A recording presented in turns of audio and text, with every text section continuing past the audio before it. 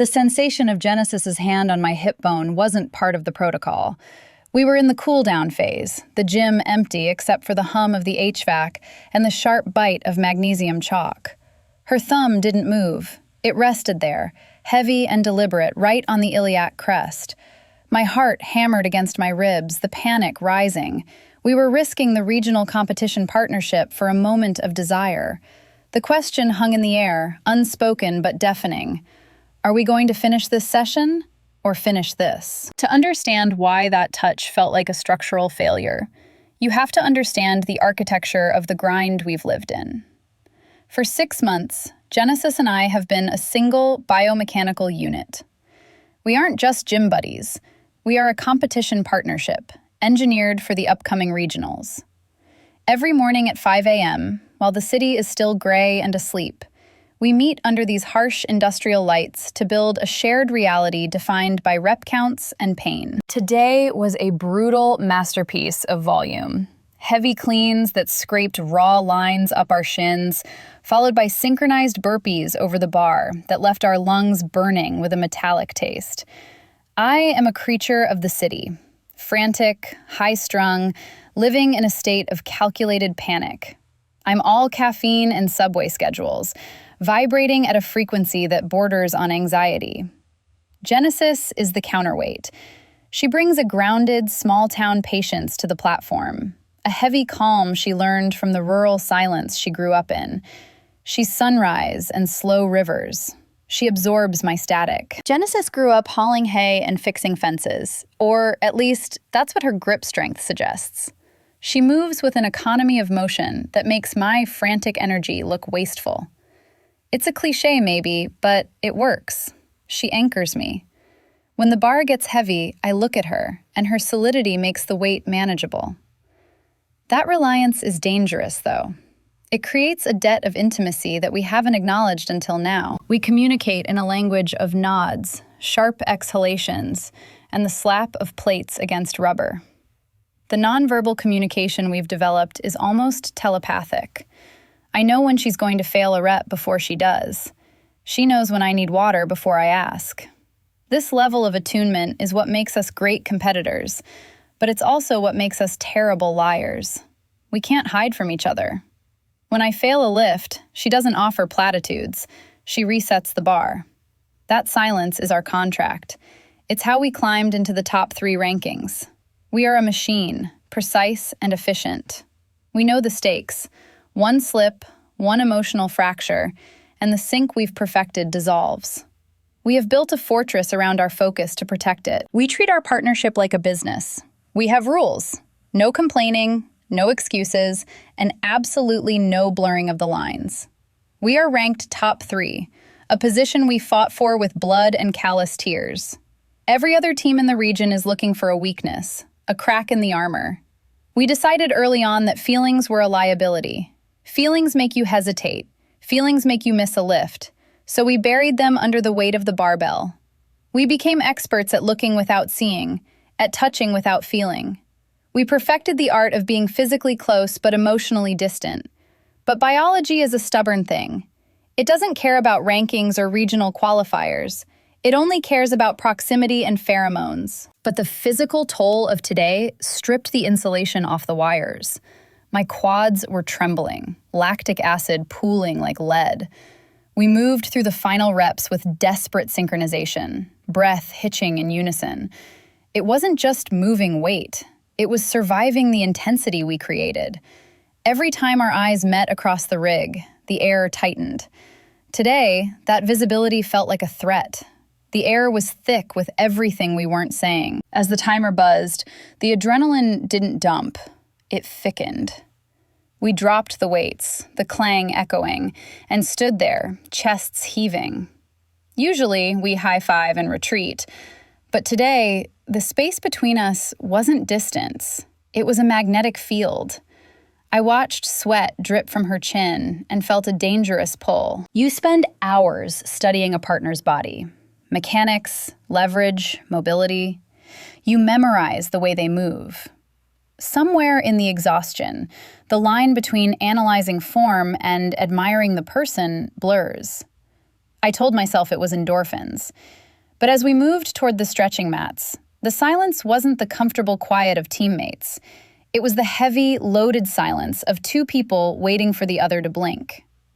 The workout ended, leading us to the necessary, usually clinical, mobility work. The transition from the lifting platform to the stretching mats always feels like stepping out of a storm and into an airlock. The noise of the dropped bars fades, leaving only the heavy, rhythmic sound of our own breathing. Usually, this corner of the gym is clinical, a place for maintenance, not feeling. It's where we repair the damage we just inflicted on ourselves, analyzing tightness with the detachment of mechanics working on a chassis. But today, the air pressure in the room felt different. As I laid back on the black rubber mat, staring up at the industrial ceiling, the silence wasn't empty. It was waiting. Genesis knelt beside me. In the harsh fluorescent light, I could see the flush on her neck, the way her chest rose and fell in a slow, controlled cadence. We moved into the PNF protocol, proprioceptive neuromuscular facilitation. It's a method that requires absolute trust because you have to surrender your body's natural protective reflexes to your partner. You have to let them take your limb to the point of resistance, hold it there while you push back, and then, when you exhale, let them push you further than you could ever go alone. It is a physical conversation about boundaries and control. She lifted my right leg, her grip firm, just above my ankle, her other hand stabilizing my knee. "Push," she said. Her voice was rough, stripped of the usual gym banter. I engaged the hamstring, driving my heel against the resistance of her shoulder. For 10 seconds, we were locked in a static battle of force. My muscle fibers trembled against her strength. She was immovable, a solid wall of rural-bred stability against my city-wired tension. I pushed harder, needing to feel the boundary of her strength. She didn't flinch. She just held the line. "Release," she commanded. I exhaled, letting the tension drain out of the muscle. This is the vulnerable part. This is where she takes the weight. As I let go, she leaned forward, using her body weight to deepen the stretch. The distance between us collapsed. I could feel the heat radiating from her, a tangible wave of warmth that had nothing to do with the room temperature. She smelled of cedar and citrus, a sharp, clean scent that cut through the metallic tang of iron and the stale air of the gym. It was intoxicating. It was the smell of the woods she missed, clinging to her skin in the middle of this concrete box. Her face was inches from my knee. I watched her eyes track the movement, focused, professional, yet dark with something I hadn't seen before. The line between training partner and partner is usually a thick, reinforced wall built of shared goals and platonic boundaries. But in that moment, as she leaned in, pressing my leg further back, that wall felt like it was made of tissue paper. Then came the glitch. The stretch was over. The 10-second hold had passed. Biomechanically, we were done. She should have released my leg, stood up, and moved to the other side. That is the protocol. But she didn't retreat. She lowered my leg slowly to the mat, guiding it down with a care that felt unnecessary. Her hand didn't leave. It slid from my knee up to my hip, her palm settling heavy and hot on the iliac crest. It wasn't a mistake. You don't accidentally rest your hand on someone's hip bone with that kind of deliberate weight. Her thumb brushed the edge of my waistband, the contact searing through the fabric. It was a claim. It was a question asked in the language of skin. The air in the gym seemed to be sucked out of the room. My heart rate, which should have been dropping, spiked hard. I stopped breathing, afraid that any movement would break the spell, or worse, make her pull away. She was looking at her hand on my hip, watching her own fingers trace the line of the bone. Then her gaze snapped up to mine. The look wasn't apologetic. It was unflinching. It was the same look she gave a heavy barbell before she ripped it off the floor. Assessment, calculation, and intent. The professional barrier didn't just thin, it evaporated. We weren't athletes anymore. We were just two bodies in a space that had suddenly become too small. The silence was absolute. Her voice dropped an octave, vibrating through the floorboards, through the mat, and straight into my spine. "Are we going to finish this session?" she asked, the words slow and heavy. "Or are we going to finish this?" I didn't answer. I couldn't.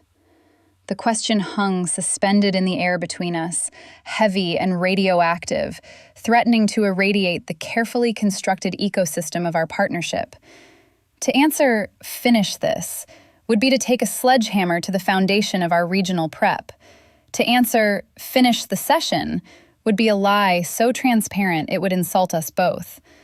So I chose the third option, the coward's option.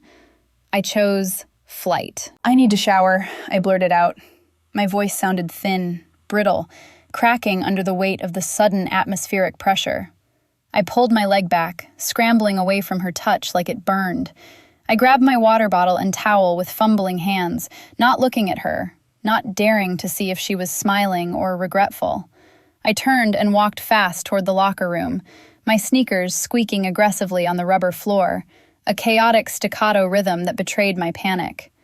I felt her eyes on my back, a physical weight pressing between my shoulder blades, tracking my retreat until the heavy metal door swung shut behind me. The locker room was a shock to the system. If the gym floor was a place of dark, humid intensity, this room was a temple of sterile denial. The fluorescent lights buzzed with a harsh, clinical white glare that bounced off the white tiles and the chrome fixtures. It was cold in here, the air conditioned to a chill that instantly raised goose flesh on my damp arms. I dropped my bag on the bench and leaned back against the metal lockers, the cool steel seeping through my shirt, grounding me. My heart was still hammering a frantic rhythm against my ribs, a trapped bird trying to batter its way out. I stared at myself in the mirror. My face was flushed, eyes wide and dark, pupils blown. I looked like someone who had just witnessed a car crash, or caused one. This was the reality check. This was the cold water. I ran the numbers in my head, the frantic calculus of the competitor. We were 3 weeks out from regionals. We were ranked top 3. We had a legitimate shot at the podium, maybe even a win if the team from Metro slipped up on the snatch ladder. Genesis and I were a machine. We were efficient. We were synchronized. Crossing this line? It wasn't just a risk. It was sabotage. You don't sleep with your teammate. It introduces variables you can't control. It introduces jealousy, distraction, the messy, unpredictable volatility of human emotion into a system that relies on mechanical precision. If we did this, and it went south, the partnership was dead. The season was dead. All those early mornings, the torn calluses, the missed meals, the sacrifices, burned on the altar of a moment's impulse. It was illogical. It was reckless. It was stupid. I stripped off my gear, peeling the sweaty layers away with shaking hands. I stepped into the shower stall and cranked the handle all the way to the left. The water hit me like a physical blow, scalding hot. I needed the heat to shock my nervous system back into alignment. I scrubbed at my skin, using the rough texture of the washcloth to try and erase the sensation of the last hour. I washed the chalk off my hands, the sweat off my neck. I scrubbed at my hip bone, right where her thumb had rested, but the sensation wouldn't wash off. It had gone deeper than the skin. It was branded into the periosteum. I could still feel the heavy, deliberate weight of her hand, the heat of her palm, the rough texture of her callus snagging on the waistband. The water sluiced down the drain, swirling with soap and dirt, but the phantom touch remained. It was a ghost sensation, persistent and undeniable. I closed my eyes and leaned my forehead against the cool tile wall. The truth was, I didn't want to wash it off. The panic was real, yes. The fear of losing the competition was real. But the pull was stronger. It was a gravitational force that made all my logic look like paper walls trying to hold back a flood. I turned the water off. The silence rushed back in, louder than before. I dried off quickly, dressing in my street clothes, jeans and a hoodie, armor against the vulnerability of the spandex. I packed my bag with unnecessary precision, delaying the inevitable. I checked my phone. No messages. I retied my shoes. I drank water I didn't need. Finally, I ran out of excuses. I had to leave the sanctuary. I pushed the locker room door open, steeling myself to walk through an empty gym, to get to my car, to drive home, and pretend this never happened.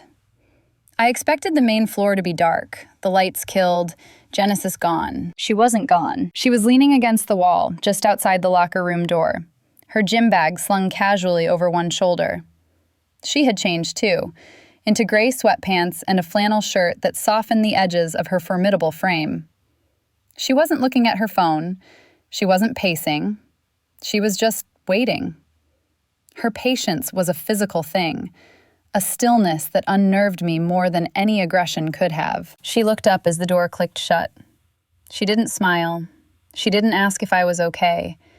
She just pushed off the wall, falling into step beside me as I started walking toward the exit. She didn't say a word. She didn't have to. By waiting, by standing guard outside my retreat, she had answered the question for me. The session wasn't finished. The conversation wasn't over. And as we pushed through the glass doors into the parking lot, the cool night air hitting our faces, I knew the neutral ground was gone forever. We were in uncharted territory now, and the map I had used for 6 months was useless. My car is a compact, a practical city vehicle designed for tight parking spots, not for containing the volatile atmospheric pressure of two people who just shattered their professional boundaries. The moment the doors thudded shut, the world contracted. Outside, the city was doing its usual chaotic performance, horns blaring, sirens wailing, the aggressive red blur of taillights smearing against wet asphalt. Inside, it was a capsule. The rain had started while we were inside, a sudden downpour that drummed a relentless, muffled rhythm on the roof. It sealed us in. Genesis adjusted the seat, her knees angling slightly toward the center console. She filled the space. In the gym, her size is functional. Power, leverage, mass to move mass. Here, in the passenger seat, she felt overwhelming. The scent of her, that cedar and rain smell, wasn't fighting with the gym air anymore. It was the only thing I could smell. I gripped the steering wheel at 10 and 2, my knuckles white, staring straight ahead at the windshield wipers slicing back and forth. Swish, click. A metronome counting down the seconds of silence. Usually, this drive is a debrief. We dissect the workout. We talk about bar path, hip extension, the specific failure of a third rep. We fill the air with technical jargon because it's safe, it's objective. Tonight, the air was thick with everything we weren't saying. The silence wasn't empty. It was a physical weight pressing against my chest, making it hard to draw a full breath. "You drive like you're escaping something," Genesis said. Her voice was low, blending with the hum of the engine. She wasn't looking at me. She was watching the rain streak the glass. "I drive like I live in a city with 6 million people and no patience," I shot back, defensive by reflex. "We don't all have empty country roads to coast on." "It's not about the road," she murmured. "It's about the engine. You run high RPMs even in neutral." It was a direct hit. She wasn't talking about the car. She was talking about me. This is the friction between us, the grit in the gears that we usually pretend is just different training styles. I am a creature of concrete and deadlines. I grew up in apartments where you could hear your neighbors argue, where silence meant something was wrong. I learned to move fast, to anticipate the collision. Genesis grew up where the nearest neighbor was a mile away. She learned to wait. She learned that storms pass if you just stand still long enough. "That high RPM is why we win," I said, changing lanes aggressively to bypass a stalled taxi. "It's why we beat the clock." "That high RPM is why you're exhausted," she countered. She turned then, shifting in the seat so she was facing my profile. I could feel the heat of her gaze on the side of my neck. "You think if you stop moving, you'll fall apart. But you won't. I've got you. I've always got you." The words hung there, stripping away the pretense of the team. It wasn't about spotting a lift. It was about the way she had been anchoring me for months, absorbing my anxiety into her calm. I realized then that the tension wasn't just sexual. It was the collision of two different ways of existing. I was fighting the current. She was the riverbed. The traffic lights blurred into streaks of neon gold and red. I didn't know how to respond to that kind of naked honesty. In my world, vulnerability is a target. In hers, it seems to be a foundation. We drove for another 10 minutes in a silence that felt different, less like a standoff, more like a truce. The rain lashed harder against the glass, blurring the outside world until it felt like we were the only two people left in the city. I pulled up to my building, the tires hissing on the wet pavement.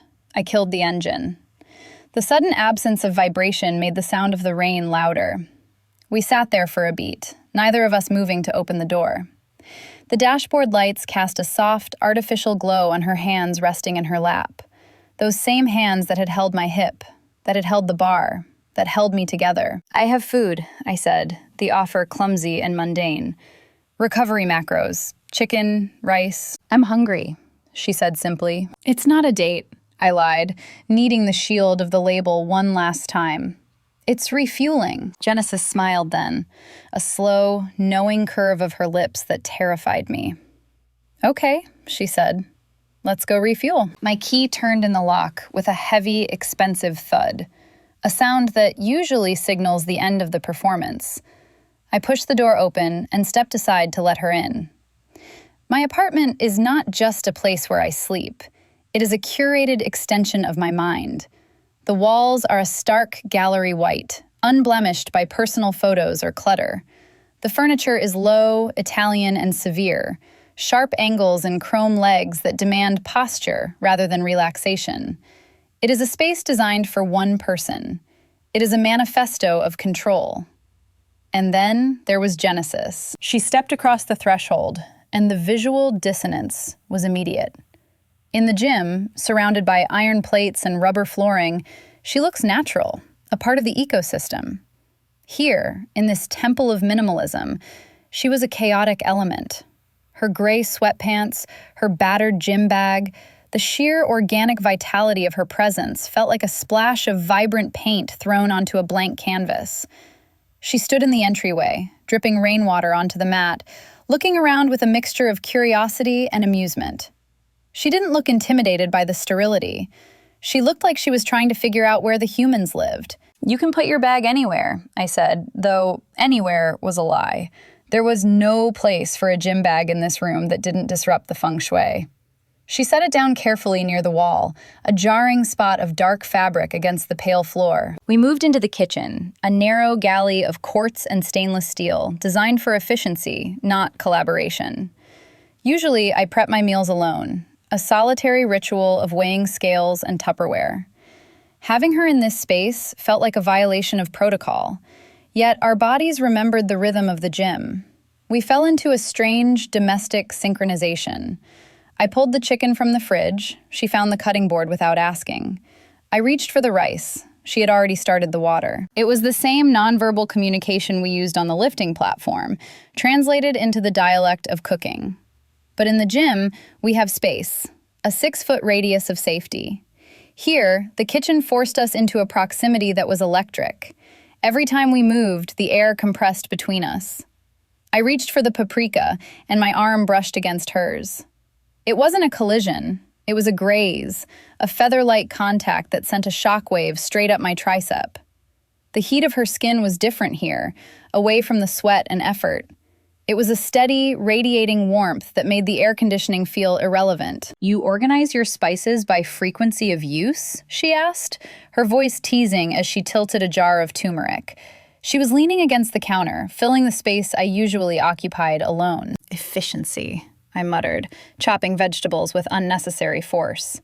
"It saves time." "It's rigid," she corrected, but she wasn't criticizing. She was observing. She looked around the living room from the vantage point of the kitchen island. "Everything is a straight line with you. The furniture, the training plan, the spice rack.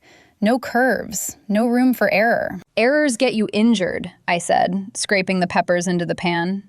The hiss of the oil was a relief, a wall of white noise to hide the fact that she was reading me like a lifting chart. "Errors are where you learn," she countered softly. She moved behind me to grab a glass from the cabinet, her chest brushing my back for a fraction of a second. The contact was fleeting, but it lingered on my skin like a brand. I froze, knife hovering over the cutting board, my breath catching in a throat that suddenly felt too tight. She didn't apologize. She didn't retreat. She just filled the glass and leaned back against the counter, watching me. When the food was ready, we didn't go to the dining table. That glass-top surface felt too formal, too much like a boardroom. Instead, by some unspoken agreement, we took the bowls to the living room and sat on the floor. The thick wool rug mimicked the density of the gym mats, a texture we both understood. We sat cross-legged, knees almost touching, eating in the quiet sanctuary I had built to keep the world out. But the world was in here now. She was eating chicken and rice with a plastic fork, looking at my empty white walls, and suddenly the apartment didn't feel like a sanctuary. It felt like a waiting room. We ate in silence, but it wasn't the strange silence of the car. It was the grounding silence of refueling. We were two athletes returning to baseline, but the baseline had shifted. As I scraped the last of the rice from my bowl, I realized the excuse of recovery had evaporated. The food was gone. The workout was over.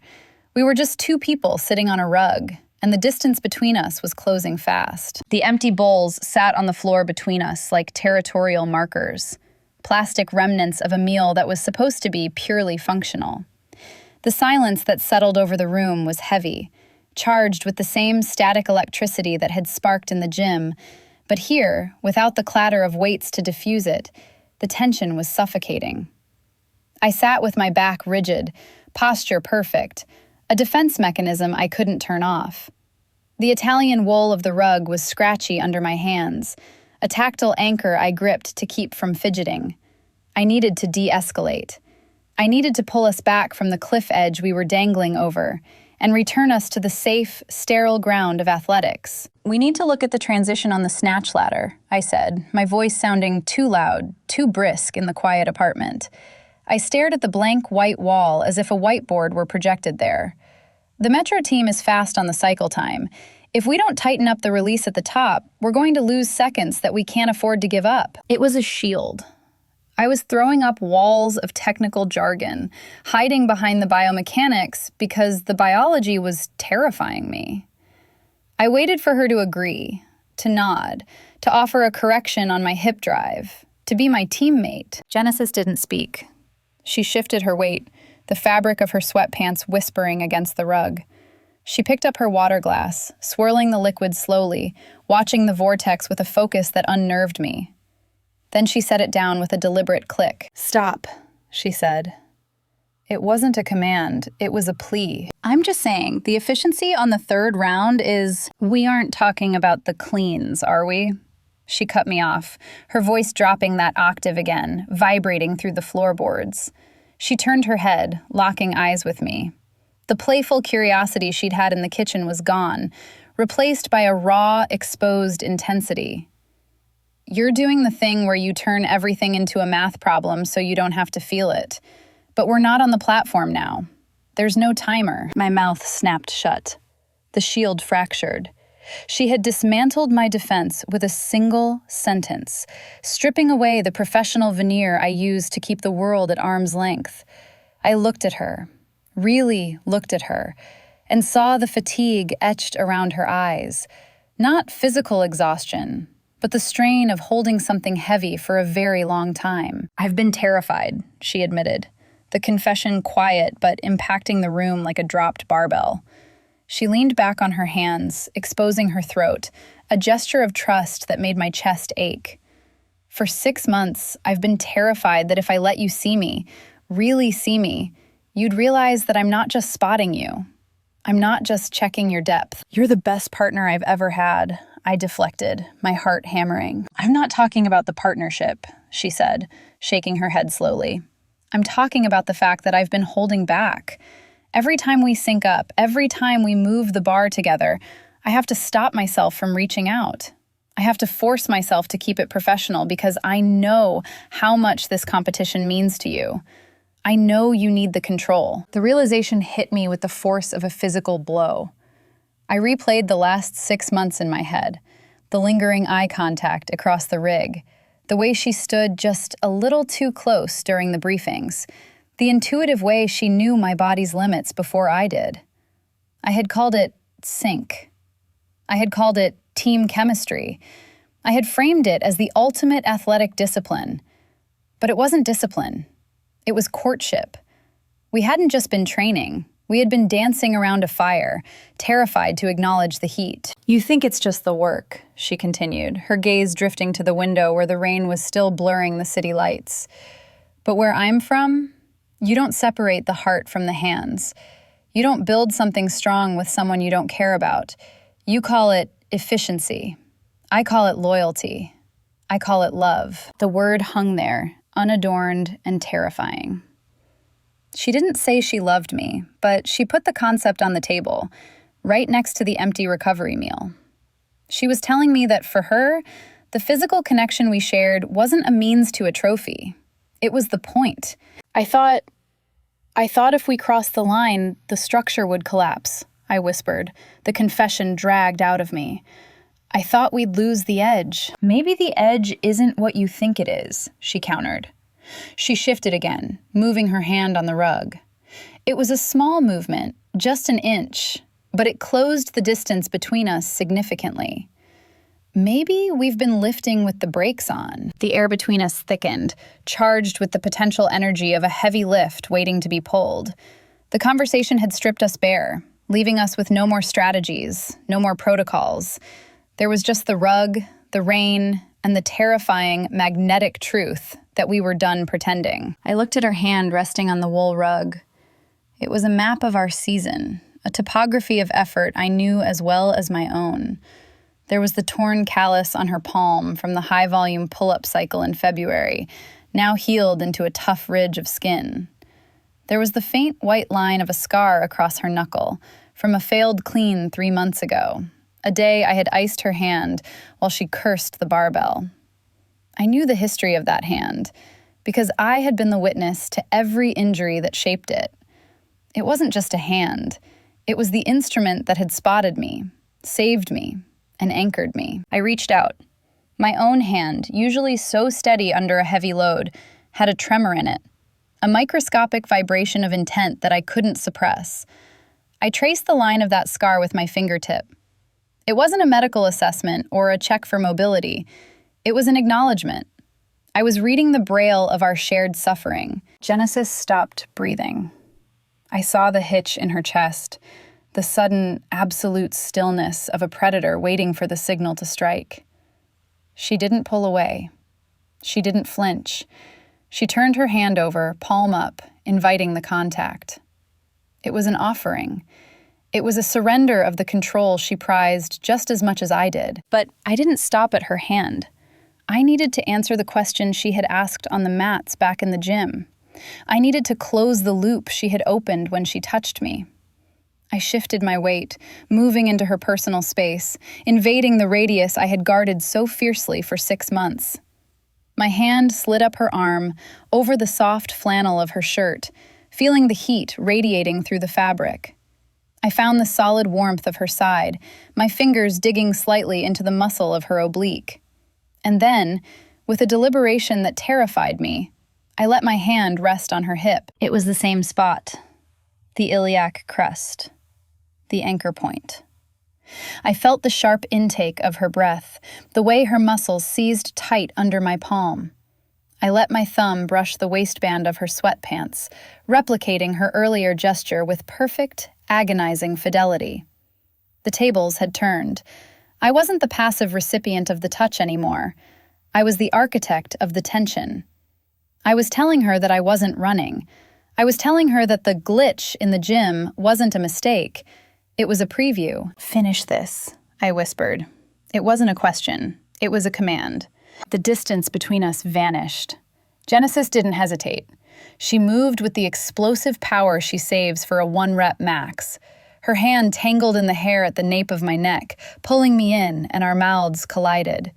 It wasn't tentative. It wasn't the soft, testing kiss of a first date. It was a crash. It was the inevitable impact of two forces that had been accelerating toward each other for 6 months, hidden under the guise of training. She tasted like the cheap wine we drank earlier and the adrenaline we lived on. It was messy and desperate and perfect. The rigidity I held on to, the control, the schedules, the fear of the unknown, shattered on impact. I realized then that the competition wasn't about the trophy. It wasn't about the podium. It was about this. It was about finding someone who could match my intensity, rep for rep, breath for breath. We weren't risking the partnership by doing this. We were finally understanding it. We had been forging this connection in a fire hot enough to melt the steel we hid behind. Her other hand found my waist, gripping hard, her thumb digging in with a possessiveness that made my head spin. She pulled me closer until there was no air left between us, until I could feel the thudding of her heart against my own chest. It was a synchronized rhythm, a dual engine running at redline. The sync we bragged about on the floor was just foreplay for this terrified, beautiful collision. The living room felt too open suddenly. The white walls, the rain against the glass, it was too much exposure. We needed the dark. We needed a space that belonged only to us, where the world couldn't see the cracks in our armor.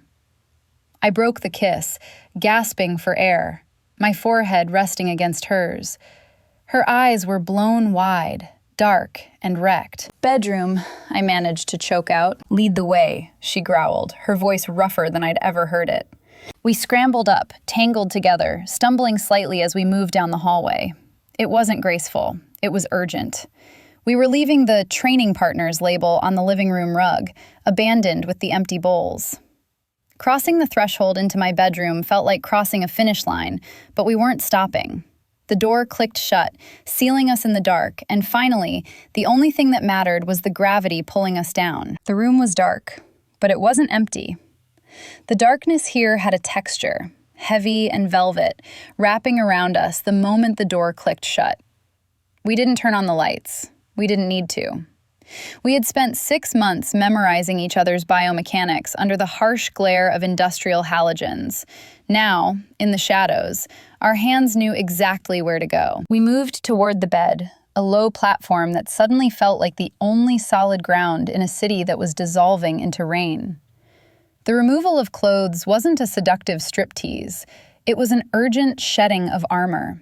The flannel shirt, the sweatpants, the layers we used to hide the definition of our bodies, they hit the floor with soft thuds, discarded like wrist wraps after a heavy set. When skin finally met skin, it wasn't just contact, it was a suture. It was the feeling of two raw edges finally being pulled together to close a wound we hadn't admitted was bleeding. We collapsed onto the mattress, a tangle of limbs and intent. The air in the room shifted, becoming dense with the heat we were generating. I felt the weight of her settle over me, a heavy, grounding pressure that forced the air from my lungs in a sharp exhale. In the gym, I am the one who counts. I track the splits, I calculate the percentages, I manage the clock. I live my life in a state of hyper-vigilant control, terrified that if I stop paying attention, the mechanism will fail. But here, under the solid reality of Genesis, that control felt like a burden I was finally allowed to drop. "Quiet," she whispered against my neck, her voice a low vibration that traveled straight to my spine. She must have felt my mind still racing, still trying to analyze the situation, to categorize the touch. "Stop thinking. Just be here." I tried to let go. It was terrifying. Surrendering control is anathema to a competitor. But Genesis didn't give me a choice. Her hands were everywhere. Rough, calloused palms mapping the topography of my back, her fingers digging into the muscles of my shoulders with the same possessive grip she used on a barbell. She wasn't tentative.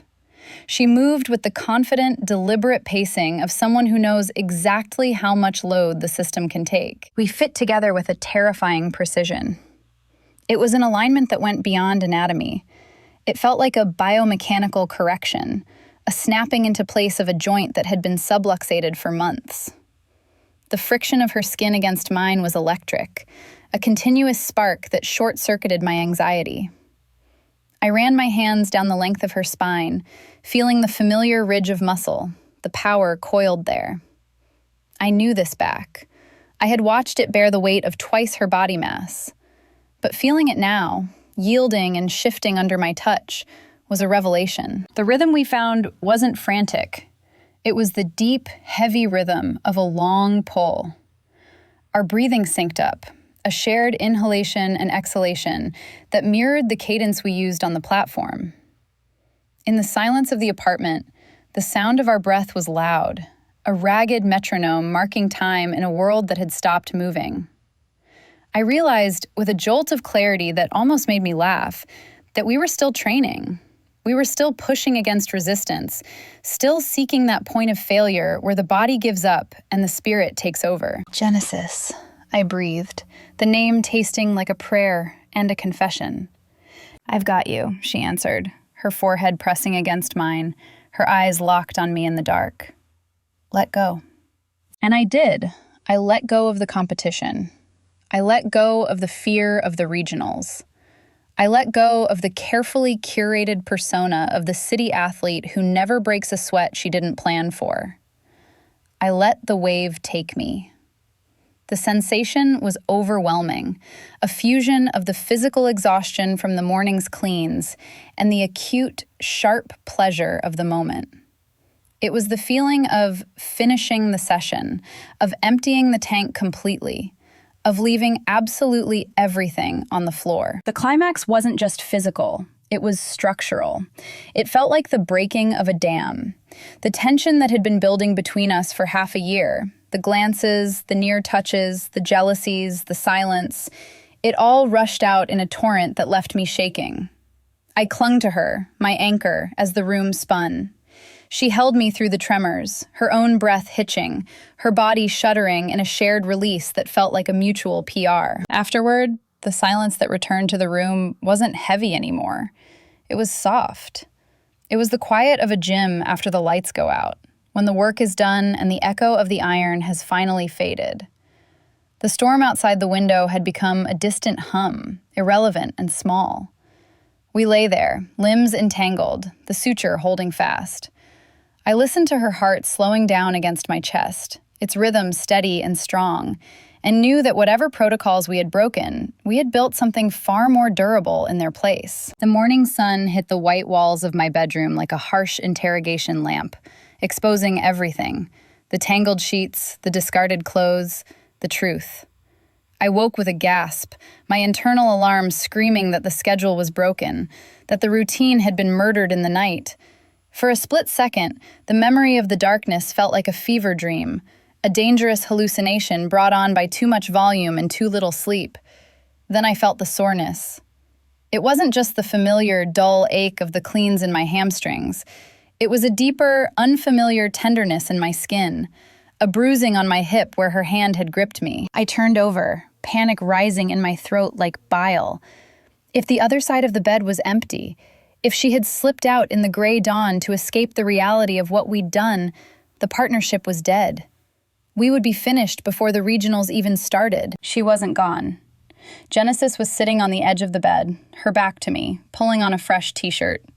She looked solid, real. The smell of coffee drifted from the kitchen, my coffee, brewed in my machine by her hands.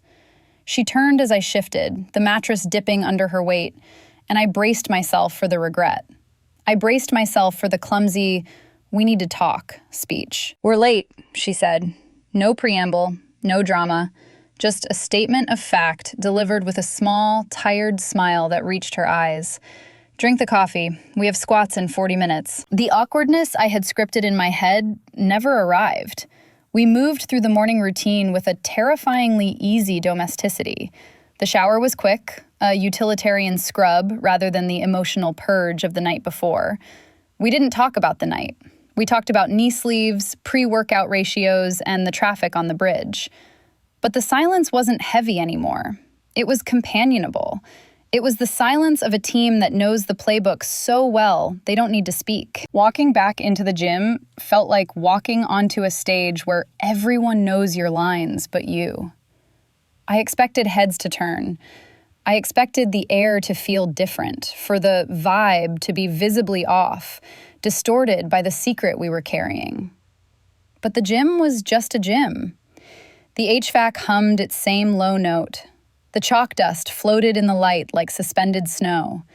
The fear of the atmosphere shifting evaporated the moment our hands touched the iron. The only thing that had changed was us. We started the warm-up. Usually, this is where we retreat into our separate headspaces. Headphones on, hoods up, isolating ourselves to build intensity. Today, we didn't. We moved in tandem. When I dropped into a squat stretch, she was there, mirroring the depth. When I reached for the foam roller, she kicked it toward me without looking. We were hyper-connected. I realized that the secret wasn't a distraction. It was a fuel source. It was a high-octane additive to the engine we had built. Every time I caught her eye, I didn't feel the need to look away. I felt a surge of power. We loaded the bar for the synchronized complex. This was the test. This was the movement that required absolute timing. If we were off by a fraction of a second, the lift would fail, and the cracks would show. I gripped the knurling, feeling the cold steel bite into my palms, grounding me. I looked across the rig at Genesis. She was already looking at me. Her gaze wasn't the guarded, competitive stare of yesterday. It was open. It was unflinching. She nodded once, a microscopic dip of the chin that said, "I'm here. I've got you. Pull." 3, 2, 1, I whispered. We moved. The bar flew up. The snap of the hips, the drop under the weight, the stand. The bar felt weightless, floating on the column of air we created. It was effortless. It was perfect. We hit the lockout at the exact same millisecond. The sound of the bars hitting the floor was a single, thunderous crash that echoed through the warehouse. We stood there, chests heaving, grinning like idiots. It was a PR. A synchronized PR on a day we should have been wrecked. We hadn't broken the partnership. We had evolved it. We packed up our gear in the usual corner, zipping bags and coiling ropes, but the dynamic had shifted tectonically. As I reached for my lifting belt, my hand brushed hers. I didn't pull away. I let my fingers linger, a silent claim of ownership in the middle of the crowded floor. We are still going to regionals. We are still going to win. But the definition of winning has expanded. We aren't just chasing a trophy anymore.